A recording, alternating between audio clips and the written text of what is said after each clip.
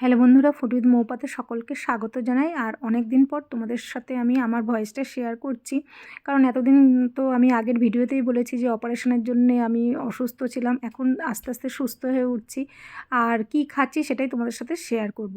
আর এই শীতকাল প্রচুর সবজি রয়েছে, আর এই সব সবজি দিয়েই আমি চিকেন স্টু বা কখনো মাছ দিয়ে এই স্টুটা করে খাচ্ছি। আর এতদিন তো রান্নাবান্না করতে পারছিলাম না, এখন টুকটাক রান্নাবান্না করতে পারছি। আর এটা কি খেয়ে আমি আস্তে আস্তে সুস্থ হয়ে উঠছি সেটাই তোমাদের সাথে আজকে শেয়ার করলাম।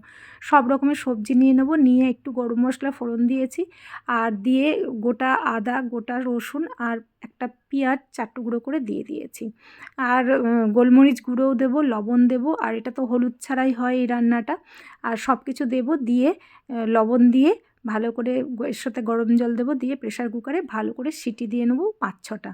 দিলে সব সবজিগুলো সেদ্ধ হয়ে যাবে, সঙ্গে যে চিকেনের যে স্টক সেটাও মিশে যাবে। আর এটা সত্যিই কোনো অপারেশনের পরে খাওয়া শরীরের পক্ষে খুব ভালো। আর আমার যতবারই আগে অপারেশন হয়েছে, আমি তো বাপের বাড়িতে ছিলাম, আর দেখতাম যে বাবা সকাল সকাল বাজারে চলে যেত, সব সবজি চিকেন নিয়ে চলে আসতো, এসেই হয় বাবা নয় মা আমার জন্য প্রায় 1 হাঁড়ি মতন এরকম রান্না করতো। আর এটাই বারে বারে আমাকে দিত, যাতে আমি দ্রুত শরীরে শক্তি পাই, সুস্থ হয়ে উঠি।